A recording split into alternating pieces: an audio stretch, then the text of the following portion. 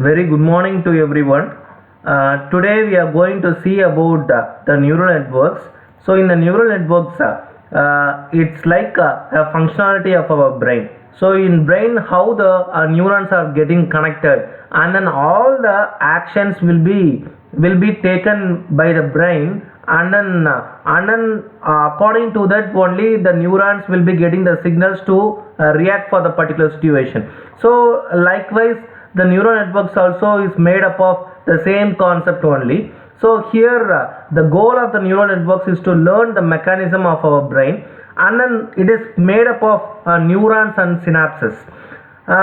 We have many variants of neural networks based on how the neurons are connected, and then we employ that neural networks are like a black box which has a number of inputs and outputs. Its task is to classify the objects. So here the neurons are getting connected to each other. So once the signal is reached to the particular neuron, it is automatically forwarded to all the neurons which are getting interconnected through the neural networks. So all what we have to do here is to determine the strength of connection of every synapses called synaptic weight. So we need to determine that synaptic weight for each neuron. And then in the neural networks, the main purpose is that we need to adjust each of the weight values starting with a set of random values. So what we need to do is we need to adjust the weight values which you are passing as a input to the neural network. So by varying the input which you are giving to them, this may lead to have the learning mechanism in the neural network. So that is probably we are calling that as a learning of neural networks, and most probably we are naming this type of learning methodology as a back propagation. So that is by giving the input as a weight values, and then by adjusting the values of the weight which you are giving as an input with a set of some random values, the network is trying to learn something with the weight. So that is said to be the learning of neural networks. So we are terming that concept to be as a back propagation.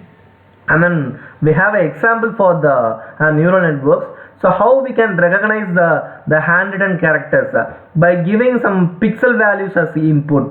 So if you need to recognize the handwritten characters, so the input which you are going to give to the neural networks is about the pixel values. With that they will be identifying the a pixel value which is corresponding to which character it is, so that it is easy to recognize a particular character. And then the next example is that we can classify the coins inserted into the Coke machine by giving some features like diameters and weight of the coin. So here for each example, the thing is that what the input we are going to give to the particular neural network is matters here. So here if you need to identify the coins variation, or if you are going to classify the coins in a Coke machine, then we need to show the difference in terms of two features as diameters and then weight of the coin. Based on that they can able to identify the coin of which variety or which classification to it belongs. And then the next example is that we can identify the jet fighter as enemies, so by a set of data from the radar image. So the radar image we will be getting the input as the image format. So from that they can able to identify that who is if any anonymous is entering, so they can identify that, and they can able to make a decision. So that is in case of jet fighter they are using this kind of neural networks application. And then this is a diagram of about the neural networks. So if this shows about the first diagram, it shows about the neural network, where the neural network is consist of the synapses and then dendrites. Along with that the nucleus is present as the center point, and then the axon is there.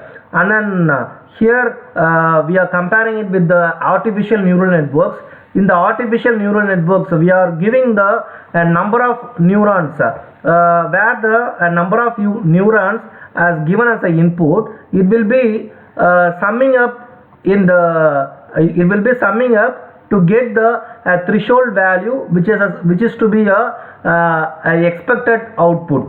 So here the neurons are getting fired, and then finally we will be getting the threshold value. So that's the work of the artificial neural networks. And then here in the neural network, the human brain consists of 10 power of 11 neurons and 10 power of 14 synapses. A neuron consists of soma, that is a cell body, and then axons and dendroids.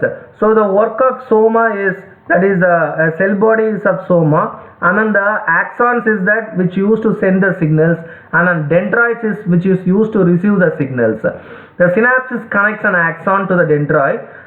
So when a signal is given, a synapses might increase or it decrease the electrical potential, so that a neuron fires when its electrical potential reaches a threshold. Learning might occur by changes to the synapses. So this is what the explanation which I have given in the diagram itself. So whatever the neurons which were the input are given at the input end along with the weight values, that will be summed up, and then that will be summed up together, and then after that it will be triggering to the neuron to fire up to reach the threshold value. So this what happens in the ANN, that is artificial neural network.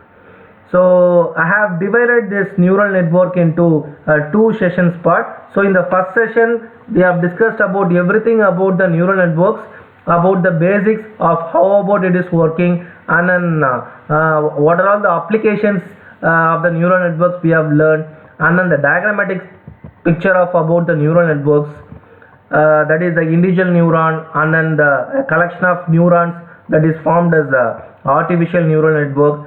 So this session is ending up with this, and then in the next section we are going to discuss about the ANN network briefly. Thank you.